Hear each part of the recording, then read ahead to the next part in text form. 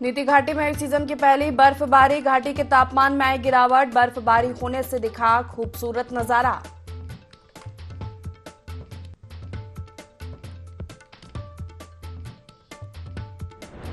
लोकसभा चुनाव को लेकर सीएम धामी का नया प्लान, प्रदेश भर में ताबड़तोड़ दौरे करेंगे सीएम, जिला और लोकसभा वार योजनाओं का करेंगे शिलान्यास लोकार्पण।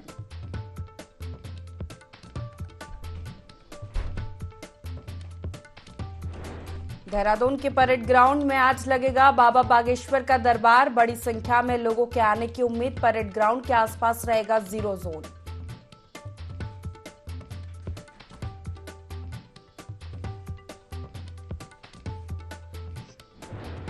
चार धाम में तीर्थयात्रियों की संख्या 54 लाख के पार, प्रतिदिन 20,000 से ज्यादा तीर्थयात्री पहुंच रहे चार धाम, इसी महीने बंद होने हैं कपाट।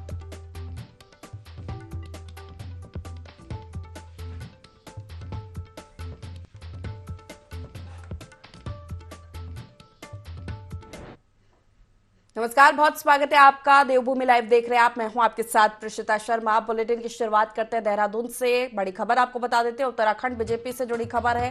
बीजेपी में जल्द हो सकता है दायित्वों का बंटवारा, दायित्व के लिए दूसरी लिस्ट जल्द जारी होगी। दिवाली से पहले ये दूसरी लिस्ट जारी हो सकती है। उत्तराखंड बीजेपी से जुड़ी ये बड़ी खबर आपको बता रहे हैं, यहां बीजेपी में जल्द जिम्मेदारी और दायित्वों का बंटवारा हो सकता है। दायित्वों के लिए दूसरी लिस्ट जल्द जारी होगी, दिवाली से पहले लिस्ट सामने आ सकती है।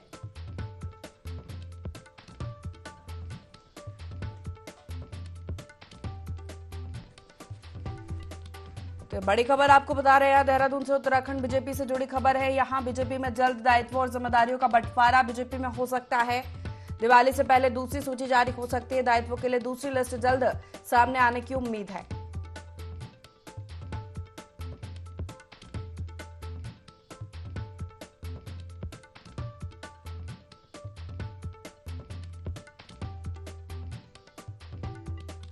देहरादून से बड़ी खबर आपको बता रहे हैं, उत्तराखंड बीजेपी से जुड़ी खबर है। बीजेपी में जल्द,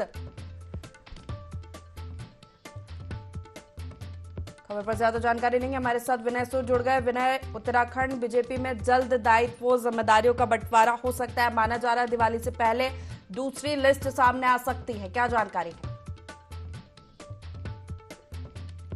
बिल्कुल इशिता, देखिए आपको बता दें कि जिस तरह से यहाँ पर दायित्व बंटवारे की अगर बात करें तो इसकी जो पहली सूची है वो यहाँ पर जारी हो चुकी थी, जिसके बाद अब जो दूसरी सूची है वो भी जल्द जारी हो सकती है। और जितने भी यहाँ पर बीजेपी के जो वरिष्ठ नेता हैं, जो कार्यकर्ता हैं, सभी जो है इस दौरान यहाँ पर इंतजार कर रहे हैं कि किस तरीके से जो है इस लिस्ट में जो है उनका भी नाम शामिल हो सके। तो एक बड़ा असमंजस जो है इस दौरान यहाँ पर देखा जा रहा है। और दीपावली से पहले जो है ये लिस्ट जारी होनी है। वहीं महेंद्र भट्ट जो कि बीजेपी के अध्यक्ष हैं, उन्होंने भी जो है एक बयान में कहा था कि दीपावली से पहले जो है इस लिस्ट को जारी होना है। तो जल्द ही ये लिस्ट जारी होगी और जो अभी संशय है इस दौरान यहाँ पर बरकरार है कि किस जो है उसमें किसको जो है दायित्व मिल सकता है। जी चलिए, बहुत शुक्रिया जानकारी देने के लिए।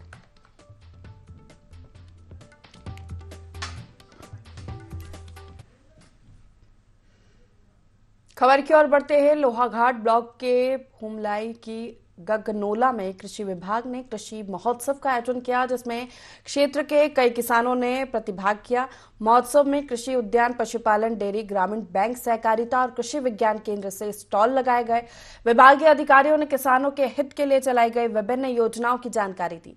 कृषि विभाग ने किसानों को कृषि यंत्रों और बीजों का वितरण किया। वहीं गगनोला के ग्राम प्रधान प्रतिनिधि ललित मोहन जोशी ने कहा कि कृषि महोत्सव किसानों के लिए अत्यधिक फायदेमंद है, लाभदायक सिद्ध होते हैं, जिसमें दूरस्थ क्षेत्र के किसानों को महत्वपूर्ण जानकारियां मिलती है।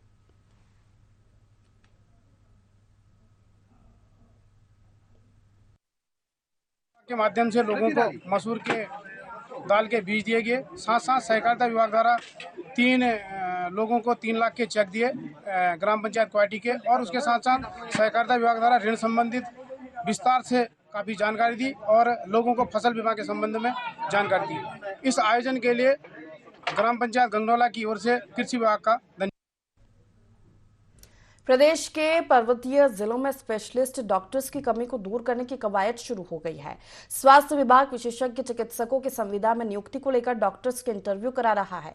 DG health doctor Vineet Shah का कहना है कि स्पेशलिस्ट डॉक्टर्स की कमी को दूर करने की लगातार कोशिश की जा रही है। उत्तराखंड के पहाड़ी जिलों में बेहतर स्वास्थ्य सुविधाएं उपलब्ध कराने के मकसद से सिस्टम तैयार किया गया है। मेडिकल कॉलेजों से पीजी पास आउट डॉक्टर्स को बॉन्ड की शर्तों के अनुसार पहाड़ी जिलों में भेजा जा रहा है।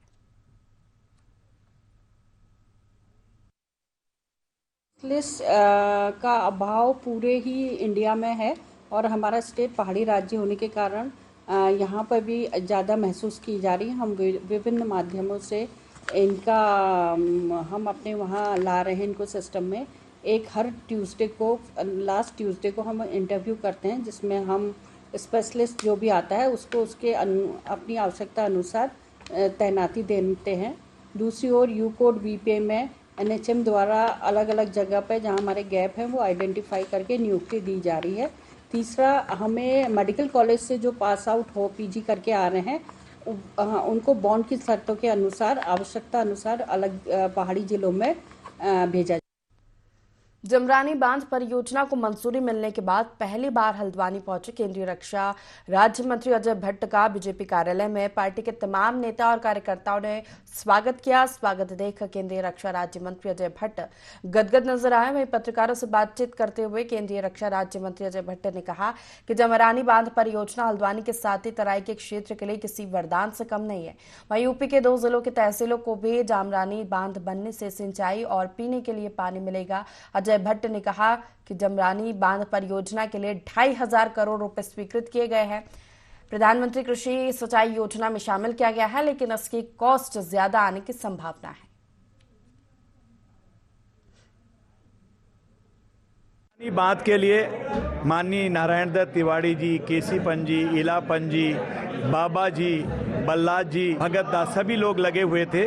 उसके बाद मैं आया तो कोश्यारी जी ने बार बार मुझसे कहा कि जमरानी बांध पर लगातार काम करना चाहिए। लगातार मैं मॉनिटरिंग करते रहा, एक एक स्टेप करके देखते रहा। मैं अपने को सौभाग्यशाली समझता हूं। मैं भारत के प्रधानमंत्री जी का बहुत आभार प्रकट करता हूं कि 15 दिन में उन्होंने तत्काल उत्तराखंड के अधिकारियों को बुलाकर सारी रुकावटों को दूर किया। और माननीय मुख्यमंत्री जी का आभारी हूं, जब जब केंद्र ने जो जो सहायताएं चाहिए है तुरंत बिना विलंब के उनको भेजा। उसकी परिणति ये है कि प्रधानमंत्री जी ने 1 सेकंड नहीं लगाया। जब से ये प्रधानमंत्री कृषि सिंचाई योजना में जब से गई तब से संकट ही दूर हो। चंपावत जिले में नवनियुक्त 27 राजस्व उप निरीक्षकों का 3 माह का व्यावहारिक प्रशिक्षण जिला कलेक्ट्रेट में शुरू हो गया है। लोक सेवा आयोग के माध्यम से चयनित 26 राजस्व उप निरीक्षक और 1 लोकपाल की नियुक्ति के बाद उन्हें व्यावहारिक प्रशिक्षण दिया जा रहा है।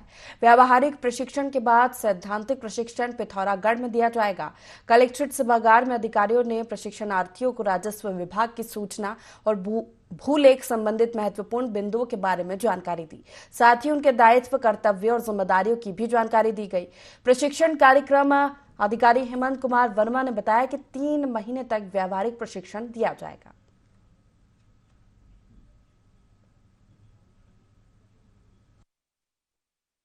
तो 27 पटवारी और लेखपाल के कुल पद खाली थे, रिक्त थे, तो उनका चयन हुआ था। चयन होने के उपरांत उनको अभी व्यवहारिक प्रशिक्षण के लिए जिले में भेजा गया है। तो जिले में अभी इनको 25 दिन का प्रशिक्षण कलेक्ट्रेट में दिया जाना है। उसके बाद ये 1 महीने के लिए तहसीलों में प्रशिक्षण प्राप्त करेंगे। उसके बाद विकास खंडों में प्राप्त करेंगे। जब इनका कुल प्रशिक्षण जो है व्यवहारिक है जिले में 3 महीने का है। इसके बाद ये सैद्धांतिक प्रशिक्षण लेने। चंपावत में एक बार फिर भूकंप के तेज झटके महसूस किए गए। दरअसल चंपावत जिले में बीती रात करीब 11 बजे भूकंप आया, जिससे क्षेत्र में हड़कंप मच गया। लोहाघाट के मौसम विज्ञान केंद्र प्रभारी डॉक्टर ए के सिंह ने बताया कि रेक्टर स्केल पर भूकंप की तीव्रता 6.4 आंकी गई है। भूकंप का केंद्र नेपाल के पैनिक से 7 किलोमीटर दूर और उत्तराखंड के पिथौरागढ़ से 208 किलोमीटर ईस्ट साउथ में था। डॉक्टर सिंह ने आशंका जताई है कि अभी भूकंप के कम तीव्रता के झटके और आ सकते हैं।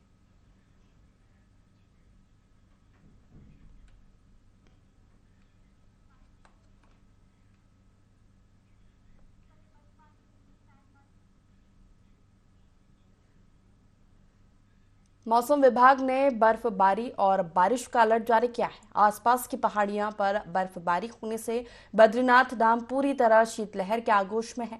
वहीं नीति माणा घाटी में भी ऊपरी इलाकों में बर्फबारी होने की खबर है। एराटॉप, लोकपाल घाटी, द्रोणागिरी वैली, कुंवारी पास, चिनाब वैली, बरमाई टॉप जैसे उच्च हिमालयी क्षेत्र एक बार फिर बर्फ से ढक गए हैं। ऊपरी हिमालय में हो रही बर्फबारी के कारण निचले इलाकों में जबरदस्त बर्फीली हवाएं और ठिठुरन भरी सर्दी बढ़ गई है। अचानक बदले मौसम और सर्द हवाओं से सीमांत का जनजीवन खासा प्रभावित हुआ है। बद्रीनाथ और केदारनाथ में हल्की बारिश बर्फबारी के बीच महाराष्ट्र के पूर्व मुख्यमंत्री उद्धव ठाकरे और उनकी धर्मपत्नी रश्मि ठाकरे ने केदारनाथ के बाद बद्रीनाथ धाम के दर्शन किए। साथ ही भारत में नेपाल के राजदूत शंकर प्रसाद शर्मा ने भी बद्रीनाथ मंदिर में दर्शन किए। चुनाव आयुक्त अनूप चंद्र पांडे ने सपरिवार केदारनाथ और बद्रीनाथ के दर्शन किए। इनके अलावा तिरुपति तिरुमला देवस्थानम बोर्ड के सदस्य सौरभ बुरा और त्र्यंबकेश्वर मंदिर ट्रस्टी कैलाश खुले की केदारनाथ और बद्रीनाथ में दर्शन किए। इस अवसर पर बीकेटीसी उपाध्यक्ष किशोर पवार ने सभी विशिष्ट अतिथिजनों का स्वागत किया।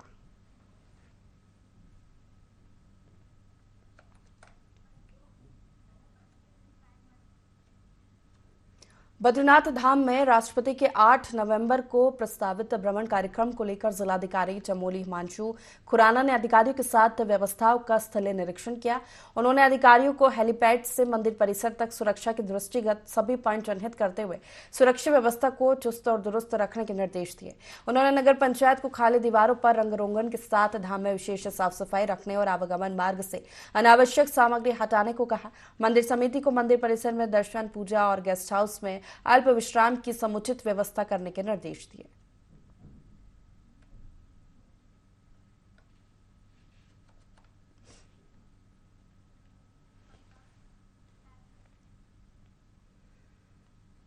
राजधानी देहरादून में शत्रु संपत्तियों पर अवैध कब्जा करने वालों के खिलाफ सख्त कार्रवाई शुरू हो गई है। देहरादून डीएम डॉक्टर सोनिका के निर्देश के बाद शत्रु संपत्ति पर अवैध कब्जे को हटाया जा रहा है। देहरादून के काबुल हाउस से अवैध कब्जे को हटाने की प्रक्रिया शुरू हुई। बता दें कि शत्रु संपत्तियों पर कब्जे को लेकर 40 सालों से जिलाधिकारी के न्यायालय में लंबित मामलों में डीएम सोनिका ने पिछले दिनों फैसला सुनाया और अवैध कब्जाधारी को 15 दिन का अल्टीमेटम देकर कब्जे को खाली करवाने के निर्देश दिए। इसके तहत अवैध रूप से काबिज 17 लोगों को 15 दिनों के अंदर कब्जा छोड़ने के निर्देश दिए गए थे। काबुल हाउस पर कब्जाधारी का कहना है कि उन्हें और ज्यादा समय दिया जाना चाहिए।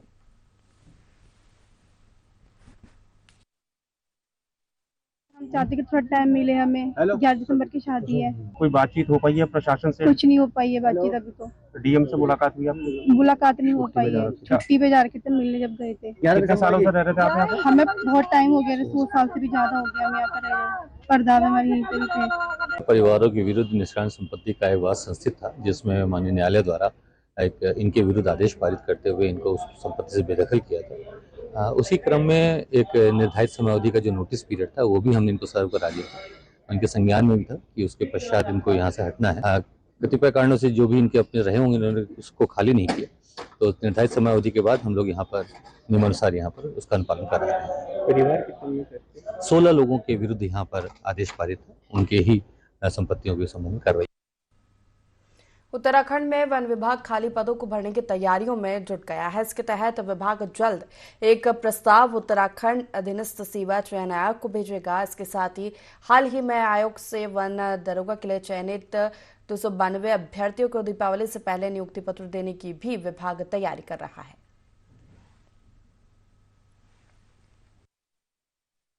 ये 100% हमारी जो है ये तकरीबन ऑलमोस्ट 100% हम लोग जो पद खाली हमारे चल रहे हैं उनको भर देंगे। और इसके बाद अभी हम लोगों ने तय किया है कि 2025 तक जो वैकेंसी होनी है उनका भी अध्याचन हम शीघ्र ही भेज देंगे, ताकि 2-3 साल बाद जब तक चयन आए तब तक जो हमारी वैकेंसीज हो उनको एक बार फिर पूरी तरह से भरने का काम किया जाए। खबर आपको बता देते हैं, लोकसभा 2024 के चुनाव से पहले राजनीतिक गर्माहट तेज हो रही है। विपक्ष सरकार को घेरने का कोई मौका नहीं छोड़ रहा है, लेकिन इस राजनीतिक लड़ाई में विपक्ष के नेता सनातन धर्म के विरुद्ध गलत बयानबाजी कर रहे हैं, जिस कारण संत समाज और सनातन धर्म से जुड़े लोग विपक्ष के नेताओं के विरुद्ध आक्रोशित नजर आ रहे। आवाहन अखाड़े के आचार्य महामंडलेश्वर स्वामी अर्जुन गिरी का कहना है कि सनातन धर्म के विरुद्ध गलत बयानबाजी करने वालों के खिलाफ सरकार को सख्त कानून बनाना चाहिए, क्योंकि भारत भूमि भगवान राम और कृष्ण की है। जल्दी अखाड़ों के पीठाधीश्वर, अखिल भारतीय अखाड़ा परिषद के पदाधिकारी और संत समाज से जुड़े लोग पीएम मोदी से मुलाकात कर इस मामले पर कड़ा कानून बनाने की मांग करेंगे। सभी सनातन धर्म प्रेमियों के लिए होगा। भगवान में आस्था विश्वास रखने वालों को वो ऐसा क्षण होगा जो कई जन्मों तक लोग भूल नहीं पाएंगे। वो विरोध अंदर से नहीं करते थे। मैं बहुत ऐसे विरोधी लोगों को जानता हूं जो अंदर से भगवान को चाहते हैं, लेकिन बाहरी जो स्वार्थ उनका छिपा हुआ है वो बड़ा खतरनाक है। तो बाहरी स्वार्थ के लिए विरोध लोग करते थे। ऐसे लोगों को भगवान ने अपने शरण में बुला लिया है, सद्बुद्धि उनको भी दे दिया कि तुम भी राममय हो जाओ, तुम्हारा इसी में कल्याण है, वरना और कहीं किसी रास्ते में कल्याण। यह जो इंडिया ठगबंधन बना है, यह सनातनियों को मिटाने के लिए, सनातन धर्म को मिटाने के लिए बना हुआ है। लेकिन उन्हें नहीं पता कि जो सनातन नहीं मिटा कंस की तलवार से, जो सनातन नहीं मिटा रावण के हुंकार से, वो सनातन क्या मिटेगा ये इंडिया गठबंधन से। आदि युगों से सनातन चला आ रहा है, मिटाने वाले मिट गए, गठबंधन मिट जाएगी, लेकिन सनातन रहेगा, क्योंकि साधु संतों का सानिध्य है, परमात्मा की कृपा है। आज तक कोई मिटाने वाला रहा नहीं, वो सब मिट गया। इन सनातन आदि युगों से है और अंत तक।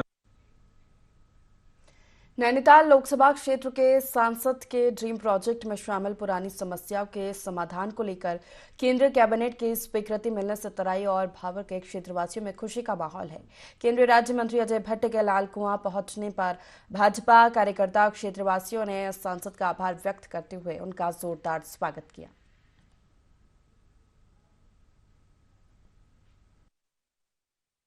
सीधे इसमें टेंडर लगेंगे जो जनवरी या फरवरी तक खुल जाने चाहिए, ऐसा मेरा अनुमान है। और जो 50 साल से भी ज़्यादा लंबे समय से मांग चल रही थी, लोगों की मांग थी, वो आज पूरी हुई है।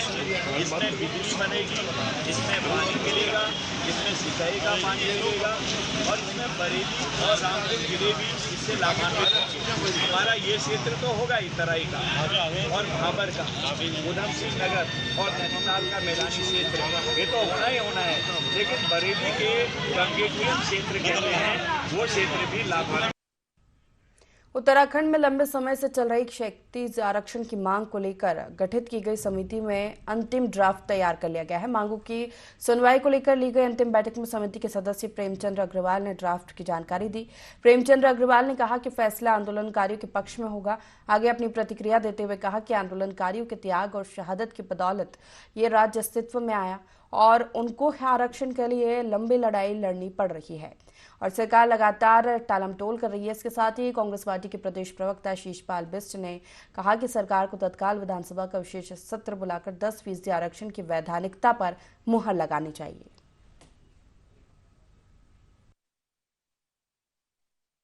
आंदोलनकारियों की त्याग, तपस्या और शहादत की बदौलत ये राज्य अस्तित्व में आया। उनको 10% क्षैतिज आरक्षण की अपनी जो है लड़ाई के लिए लंबा संघर्ष करना पड़ा। लगातार जो है सरकार इस मामले में टाल मटोल कर रही थी, क्योंकि 10% क्षैतिज आरक्षण कोई नई बात नहीं है। ये कांग्रेस की सरकार के दौर से राज्य आंदोलनकारियों को मिलता था, लेकिन बीच में एक रिट हाईकोर्ट में पड़ गई थी, उसके बाद ये अधिकार उनसे छिन गया था।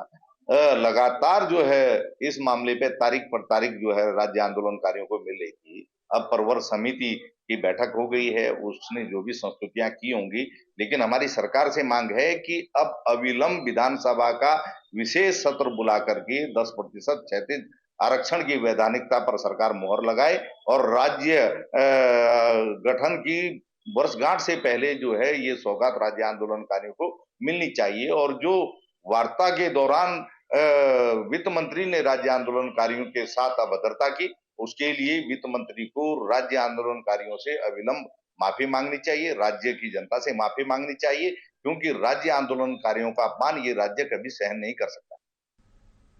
हल्द्वानी में मानव विकास सेवा समिति द्वारा शरद उत्सव बड़े हर्षोल्लास के साथ मनाया गया, जिसका शुभारंभ किट्ठा के पूर्व विधायक राजेश शुक्ला और लालकुआं के विधायक डॉक्टर मोहन सिंह बिष्ट ने दीप प्रज्वलित किया।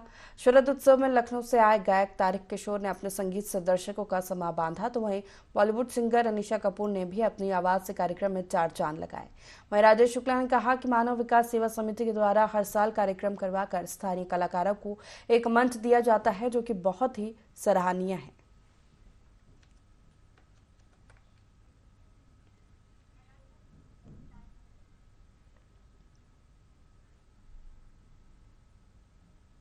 हरिद्वार में राशन डीलरों ने जिला खाद्य आपूर्ति अधिकारी के कार्यालय पर अपनी मांगों को लेकर धरना प्रदर्शन किया। राशन डीलर्स का कहना है कि उनके विभिन्न मदों में बिल पेंडिंग चल रहे हैं। पिछले 15 महीनों के बिलों का भुगतान अभी तक नहीं किया गया, जिसकी शिकायत अधिकारियों से करने के बावजूद कार्रवाई नहीं की गई है। वही खाद्य पूर्ति अधिकारी कार्यालय में कुछ दलाल उक्त बिलों को पास कराने की एवज में 20% कमीशन मांग कर रहे हैं।